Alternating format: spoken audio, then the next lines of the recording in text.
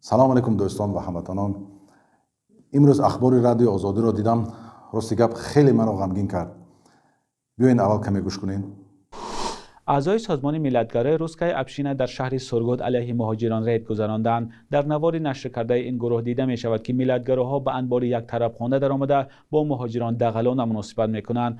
نمایندگان روسکای افشین نوشتند همراه با کارمندان نهادهای قدرتی مهاجران را تفتیش کردند، اما در ویدیو دیده می شود که چند کس با روی پوشیده به انبار می درآیند و در لباسشان نشان این سازمان ملتگرا است. کارمندان نهادهای قدرتی در کوچه دیده می شوند. اعضای روسکای افشین نوشتند حجت دهها مهاجر را سنجیدند و یک قسم آنها از روسیه اخراج می شوند. نواری ریدی اعضای سازمان ملتگرا در حال نشر می شود که در صحیفه وزارت کارهای داخلی روسیه در منطقه سورگوت درباره گذراندن رید نسبت مهاجران خبری نیست.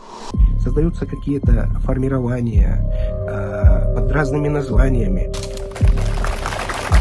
Пацаны, мы русская община. Мы с вами. За всех и все за одного! Русские вперед! Русские вперед!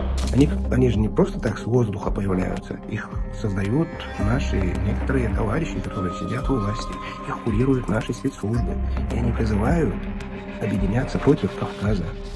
این русские община یک گروه ناتسیستی قومی می باشد. با هیچ کس پنهان نیست که به این گروه فیسبوک روسیه دست دارد. همه این میلش با ما چی دخالت دارد که روسیه چی گروه می سازد. ولی که مشکل این است که این نجس русские община زورش با مردم قفقاز نمی رسد، با تاتار چچنسو زورش نمی رسد، فقط و فقط با مهاجرین کاری آسیب میانه زورش می رسد. بر سر مهاجرین ما این عذاب مسافری، مردکاری و همه این سختی ها و بالای این русские община از کجا پیدا شد؟ نگاه میکنی بچه‌های ما رو لد و کوب میکنن، چی معامله دغلناکی بد دارن. این русские община شما زور باشین چی با جنگ اوکراین نمیروین؟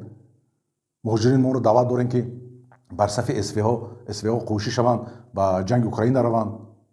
شما خودتون رفته وطن خود رو حمایت کنه نمیشن؟ من در حیرتم از بعضی تاجیکایی که در اسوها اشتراک میکنن. اولش این که اینها مسلمانان رو بد میبینن. И защите страны от мусульманской нечисти. دومش چی معامله بد دارن با هموطنان شما. از شما باشین چی جان خود رو به این روز که میر فدا میکنین. و دیگری من در حیرت هستم که چرا حکومت ما چاره نمیبینن؟ این ریدها غیر قانونی هست گو؟ چرا شهروندان خود را حمایت نمیکنن؟ و دیگر این که چرا بلاگرها خپ و دم مینشینن؟ چرا؟ آیا پول و جان شما بالاتر میستد از هموطنان خود؟ چرا خاموشی رو اختیار کردین؟ چرا دفاع نمیکنین؟ شاید بعضی بلاگرها دفاع کرده باشن ولی که من تا حال ندیدم. ولی که چرا شما خاموشی رو اختیار کردین؟ این مردمی که در حکومت تاجیکستان کار میکنین شما ناموس دارین؟ در اصل غم ملت رو میخورین؟ باید چاره دیده شود. تا بکی هموطنان ما و شما در این حالتن. من نمیدونم امنیت تاجیکستان باشد کی باشد. یک تجهیز که افشین نکشون کلازردایی که در تاجیکستان هستند زبان تاجیکی را یاد دهند، از تاجیکستان پیش کنند، کمی ملت رو کوب کنند. من نمیدونم یک باید چاره دیده شود، یک کاری کرده شود. پس سلسله تاجیکستان در مسکو با چی کار مشغولند؟ چرا آنها چاره نمیبینند؟ و دیاسپوری تاجیکایی که در روسیه هستند چرا شما خپ و دم نشستین؟ این هموطنان ما و شما امانتند. چرا همه شما خاموشی رو اختیار کردین؟ بالاسف این کلازردا ملت ما رو به پشت و پناه یافتند. نه حکومت و نه دیگران کمک نمیکنند. پس نگاه میکنین کلازردا بسیار عذاب میدهند و در کار باشد پس تاوید میکنند مانند کراکوسیتی.